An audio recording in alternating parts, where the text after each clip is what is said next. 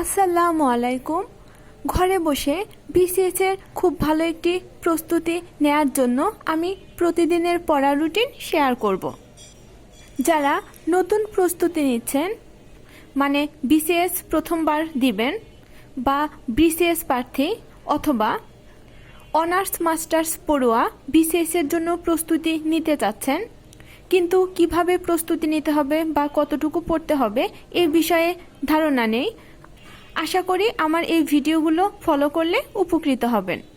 যেহেতু আমি আগেও কোচিং করেছি এবং এখনও একটি কোচিংয়ে অ্যাডমিট আছি, তাই আমার শিক্ষকদের দেয়া বিভিন্ন সাজেশন এবং পরামর্শ আমি ভিডিওতে বলবো।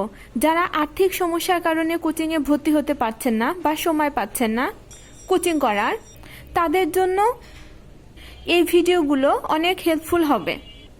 Turning point with Fahia YouTube চ্যানেলে আপনাদের স্বাগতম।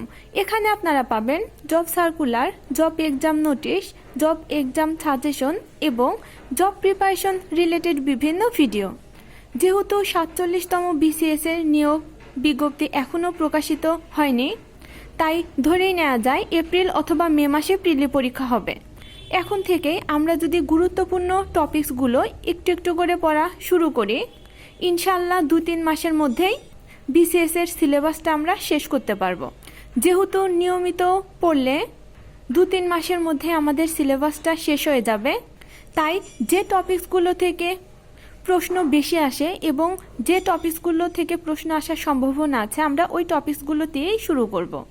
বাংলা ভাষা ও সাহিত্যে 35 নাম্বার আছে। এখানে প্রাচীন ও মধ্যযুগ থেকে 5 এবং আধুনিক যুগ থেকে 15, এই 20 নম্বর বাংলা সাহিত্য অংশ থেকে আসে। যেহেতু সাহিত্য অংশ থেকে বেশি প্রশ্ন আসে, এর জন্য সাহিত্য অংশটা দিয়ে শুরু করব।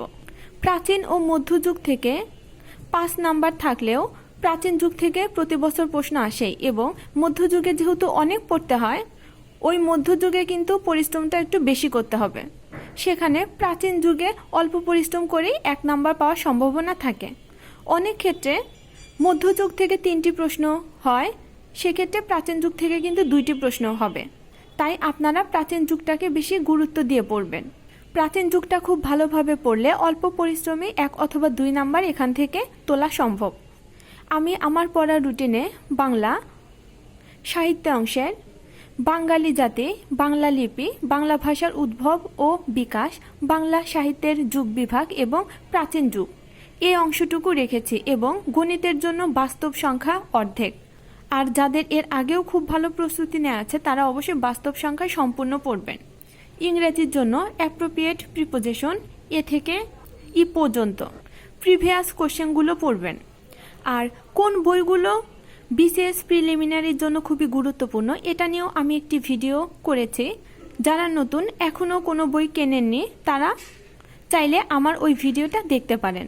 আর বই কিনতে অবশ্যই আপনি লাইব্রেরিতে যাবেন, যাচাই বাছাই করে তারপর বই কিনবেন। হুট করেই যে কোনো একটি বই কিনবেন না। যেহেতু আমি 3য় 4র্থ শ্রেণী চাকরির জন্য প্রস্তুতি হোক একসাথে থাম্বনেইলে প্রতিদিনের পড়া রুটিন শেয়ার করেছি, সেখানে আমি অনেক সাড়া পেয়েছি। তারই ধারাবাহিকতায় আমি বিসিএস এর জন্য প্রতিদিনের পড়া রুটিন শেয়ার করব। আপনারা যারা বিসিএস এর পাশাপাশি 3য় 4র্থ শ্রেণী চাকরির জন্য প্রস্তুতি নিতে চান, তারা অবশ্যই আমার ভিডিওগুলো দেখবেন। ওই ভিডিওগুলো ফলো করলে আশা করি 3য় 4র্থ শ্রেণী চাকরির জন্য খুব ভালো একটি প্রস্তুতি হবে। আর আমার এই রুটিনটা কতক্ষণ পড়বেন, প্রতিদিন পড়া রুটিন আমি শেয়ার করব। আপনারা এই রুটিনটা সন্ধ্যার পর থেকে পরের দিন সন্ধ্যা পর্যন্ত পড়বেন। যারা একদমই নতুন, এই রুটিনটা তাদের ফলো করতে খুবই কষ্ট হবে। আপনারা এই রুটিনটা সম্পূর্ণ কমপ্লিট করতে পারবেন না বা কমপ্লিট করতে হিমশিম খেয়ে যাবেন, তারা হাল ছেড়ে না দিয়ে অবশ্যই লেগে থাকবেন।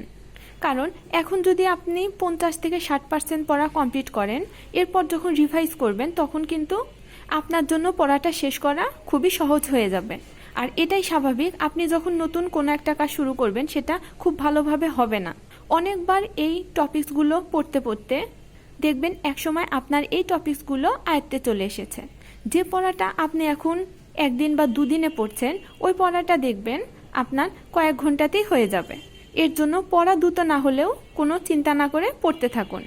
আমার ভিডিওটি ভালো লাগলে আমার ভিডিওতে লাইক দিয়ে চ্যানেলটা প্লিজ সাবস্ক্রাইব করবেন।